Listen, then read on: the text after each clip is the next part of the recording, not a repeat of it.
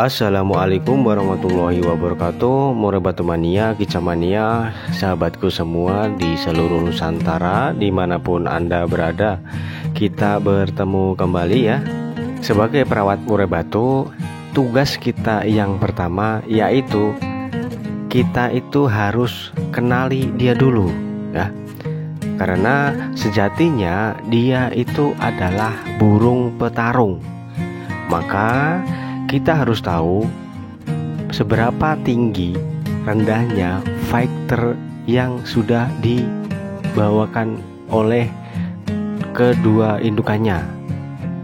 Yaitu karena itu akan menjadi tumpuan, mau dibawa ke arah mana sih nantinya rawatan harian yang akan kita berikan.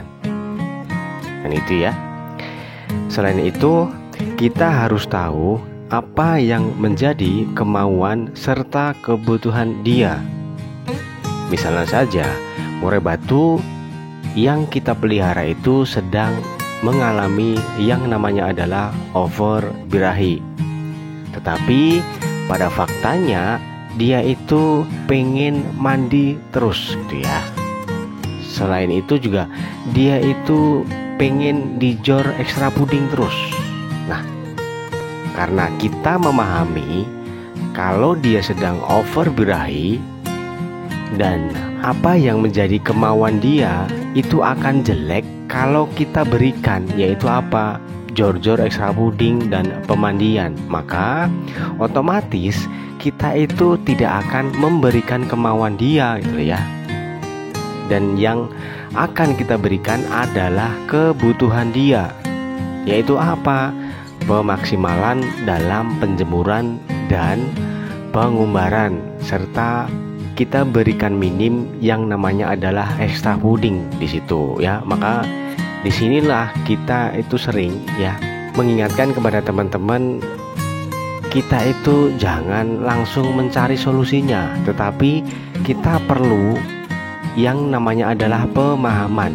Karena dengan pemahaman secara otomatis membuat kita itu pintar. Secara otomatis kita itu akan tahu solusinya, kan seperti itu ya teman-teman. Nah, bagaimana caranya untuk mengetahui apa yang menjadi kemauan dan kebutuhan dia gitu ya? Tentunya sebatas dari gerak-gerik dia pas kita rawat setiap hari. Selain itu, kita bisa analisa tentang kondisi, terutama adalah tentang kesehatan dia ya. Ya, karena tujuan utama merawat Murebatu di harian itu adalah membuat dia itu sehat fisik serta sehat mental, agar kita nantinya bisa memaksimalkan bakat dia. Nah, bagaimana untuk mengetahui kondisi kesehatannya? Poin utama yang harus kita pahami adalah seberapa baguskah sistem metabolisme yang ada di badan dia. Karena dari hasil sistem metabolisme inilah yang nantinya paling berpengaruh terhadap badan dia.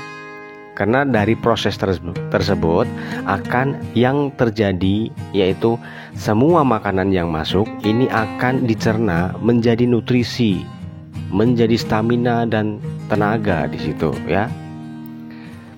Nah, kalau sistemnya saja sudah tidak bagus, maka makanan yang masuk itu tidak akan diproses menjadi tenaga ya. Bisa menjadi lemak, bahkan bisa menimbulkan penyakit. Loh, kok bisa? Ya bisa ya. Nah, lantas bagaimana agar kita itu bisa mengetahui bahwa sistem metabolismenya itu sedang bagus atau tidak? Karena dari sini kita bisa analisa dan tentunya bisa mencari solusinya. Bagaimana caranya? Kita bisa cek dari bentuk kotoran fur si burung Murebatu kita ya. Loh, kenapa toh kok dari kotorannya? Nah, itu kan jijik ya. Ya, kalau kita Murebatu mania nggak akan jijik yang namanya kotoran, karena ini adalah kunci. Jadi ini sisa-sisa, jadi kita bisa analisa dari situ. Nah, oke teman-teman. Jadi ada beberapa bentuk kotoran yang kita bisa analisa. Sebenarnya banyak, tetapi kita akan membahasnya 6 bentuk kotoran. Nah, ini ya teman-teman. Yang ke-1 yaitu kotoran itu bentuknya full berair di situ ya. Ada yang bening, kemudian ada yang berwarna putih di situ. Tetapi di situ tidak ada gumpalan purnya sama sekali, dan ini tidak berbau. Artinya apa? Bahwa murai batu tersebut habis mengkonsumsi yang namanya adalah ekstra puding, ya bisa kroto, bisa ulat bambu. Kalau ada gumpalannya mungkin coklat agak kehitaman, berarti dia makan jangkrik. Nah, seperti itu kan ya. Jadi apakah ini bermasalah? Tidak. Maka untuk kotoran yang seperti ini, asal tidak berbau, ini kita tidak perlu mencari solusinya. Nah, seperti itu. Kemudian bentuk kotoran yang kedua, ini full berair juga, gitu ya. Ada yang bening, ya. Dominannya itu warna putih di situ, ya. Dan ini tanpa gumpalan pur juga di situ. Tetapi di situ bau menyengat, ya agak berbau tidak enak lah ya teman-teman ya. Atau kalau kita itu menyebutnya adalah berak kapur di situ. Jadi ini dominannya adalah putih ya, agak bergumpal sedikit putihnya itu. Dan kalau dia sehabis mengeluarkan kotoran, biasanya itu duburnya akan digoyang-goyangkan, maju mundur seperti gencit-gencit itu loh ya. Nah, itu kan agak kayak susah gitu dalam mengeluarkan kotoran. Nah, dari situ kita bisa analisa bahwa burung tersebut kurang sehat. Karena apa? Karena mungkin kuman, karena bakteri di situ. Solusinya tentunya kita bisa berikan vitamin dan bisa juga obat. Toko pakan burung itu banyak di situ teman-teman ya, murah juga di situ. Ya kalian cukup ngomong aja, Mas beli obat berak kapur dong. Nah di situ pasti ada. Nah di situ ya. Kemudian untuk rawatan selanjutnya juga kita harus sering-sering bersihkan yang namanya adalah cepuk minumnya ya. Kemudian purnya juga kita harus sering cek di situ. Apakah ini sudah berjamur atau belum? Mungkin ada kuman yang menempel di situ, dan kalau ini masuk menjadi penyakit tentunya. Dan juga bersihkan dasar sangkar itu setiap hari. Bisa dengan dijemur. Karena penjemuran itu secara sederhana bisa membunuh kuman yang ada di dasar sangkar. Nah, itu ya teman-teman.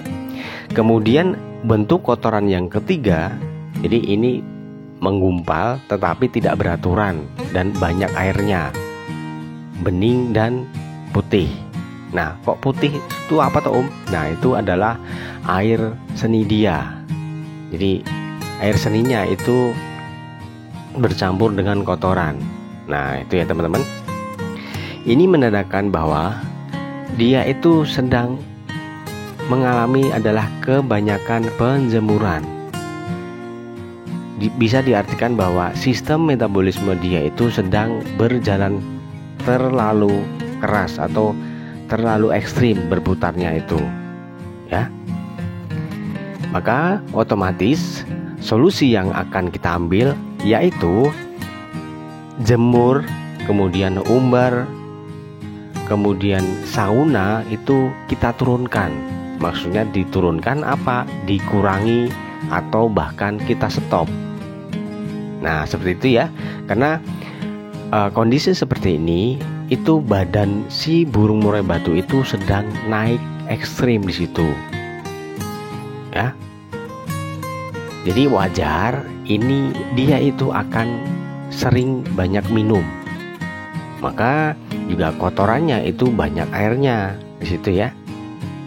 Kemudian kita bisa berikan adalah mandinya, kemudian ekstra puding itu naik atau kita tingkatkan lah ya umpamanya. yang biasanya adalah mandinya cuma 2 ataupun 1 kali dalam 1 minggu. Nah, ini kita bisa naikkan, bisa 3 atau 4 atau bahkan setiap hari ya, biar cepat ketemu solusinya. Nah, seperti itu ya teman-teman. Kemudian untuk bentuk kotoran yang keempat yaitu besar ya, jadi menggumpal besar itu pornya, kemudian lembut di situ ya. Nah, di situ bisa digambarkan bahwa sistem metabolisme dia itu sedang melambat ya. Maka akan terjadi juga yang namanya adalah penurunan suhu tubuh. Tentunya ini kita bisa ambil dengan solusi yaitu mandi, kemudian embun, kemudian ekstra puding itu turun. Ya, kita bisa kurangi di situ.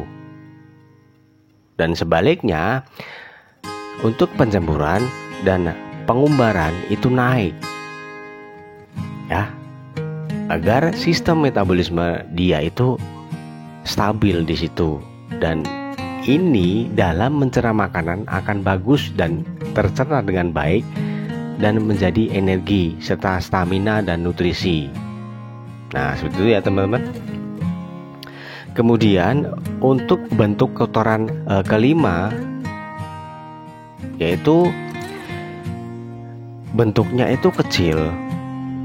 Ya, jadi kecil sekali, kemudian kering di situ ya. Nah, apa yang terjadi dengan kondisi seperti ini?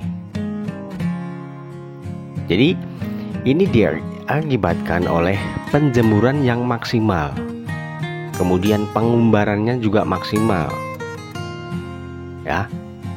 Dan ini kasusnya itu hampir sama dengan bentuk kotoran yang kedua, tetapi ini agak lebih rendah, tidak se ekstrim yang kedua. Nah, itu ya teman-teman, bisa dipahami ya.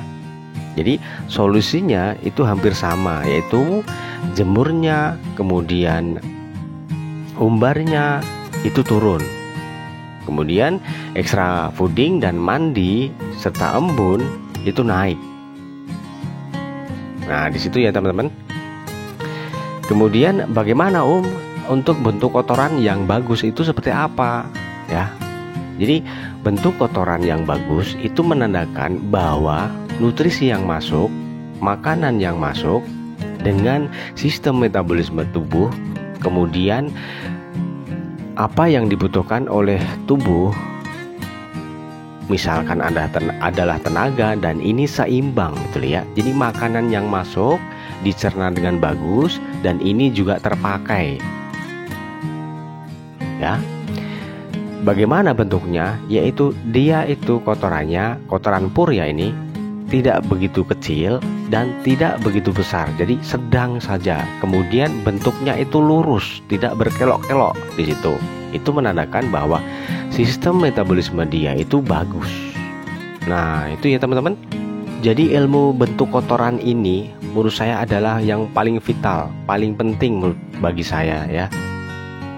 Dan bagi teman-teman yang mungkin sudah pengalaman, sudah mungkin ya disebutnya adalah suhu ya, sudah melanglang buana merawat murai batu yang dari mahal dan mahal sekali mungkin ya.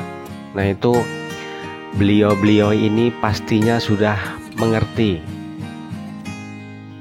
Dan ini adalah tumpuan bagi kita dalam menganalisa kondisi burung murai batu tersebut. Jadi dengan cuman melihat bentuk kotoran seperti ini, beliau-beliau senior ini tidak perlu menanyakan seberapa banyak penjemuran, seberapa lama pengumbaran, seberapa intensitas pemandian yang diberikan, apa saja yang diberikan ekstra foodingnya. Itu beliau-beliau ini bisa mengetahui cuman melihat bentuk kotorannya ini. Nah, ini kan hebat ya teman-teman ya.